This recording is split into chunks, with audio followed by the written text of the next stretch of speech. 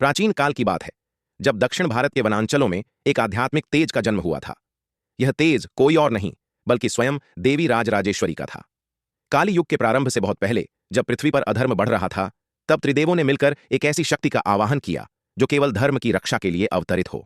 देवी राजराजेश्वरी का जन्म त्रिगुणात्मक शक्ति के रूप में हुआ। सत्व देवी सरस्वती, रजस देवी लक्ष्मी और तमस देवी काली, तीनों देवी का सम्मिलन।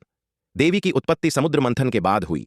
जब अमृत तो देवताओं को मिल गया, महामाया शक्ति पृथ्वी पर छिपा दी गई। उसका तेज इतना प्रबल था कि कोई भी उसे नियंत्रित नहीं कर सकता था। यह तेज कर्नाटक के तटीय क्षेत्र में गिरा, वहीं आज का पोलाली मंदिर स्थित है। राजा सुरथ एक धर्मपरायण, पराक्रमी और न्यायप्रिय राजा थे, परंतु उनके मंत्रियों ने लालच में आकर विदेशी दुश्मनों से मिलकर उन्हें धोखा दे दिया। एक विशाल युद्ध में उन्होंने अपना राज्य, सेना और परिवार सब खो दिया। जंगल में भटकते भटकते वे एक दिन पहुंचते हैं एक महान ऋषि सुमेधा के आश्रम में। वहीं उनकी भेंट होती है एक व्यापारी से, जो अपने ही परिवार द्वारा लूटकर और अपमानित होकर भगा दिया गया था।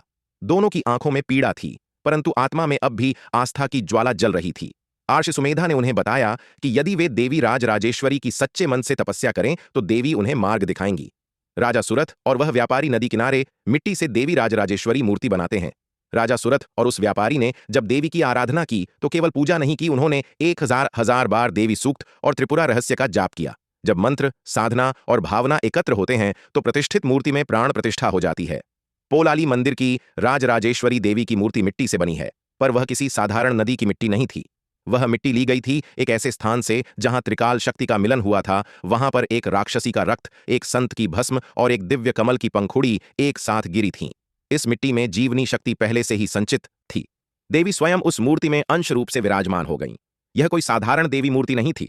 उस मिट्टी में था समुद्र के तल का रत्न, एक राक्षस की अस्थि जो देवी राजराजेश्वरी के चरणों में समर्पित हुई थी, और एक दिव्य पुष्प जो हर 1000 वर्षों में एक बार खिलता है। तपस्या के बाद देवी राजराजेश्वरी स्वयं प्रकट होती हैं।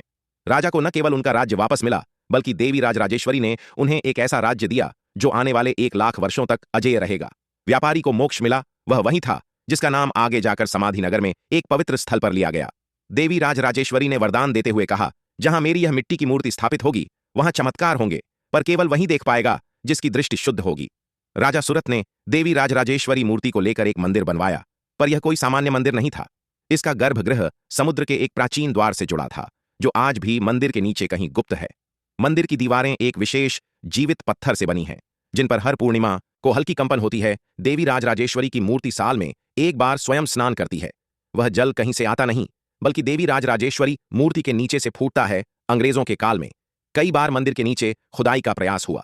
एक बार एक सैनिक ने जबरन देवी राजराजेश्वरी की मूर्ति को छूने की कोशिश की। उसी रात वह अंधा हो गया। एक बार एक ब्रिटिश अफसर ने मूर्ति को हिलाने की कोशिश की। मूर्ति के माथे से रक्त बह निकला। वह अफसर उसी रात पागल हो गया और बोला, she looked at me, she moved. मंदिर के नीचे एक नागलोक का खजाना है, जिसकी रक्षा स्वयं शेषनाग करते हैं।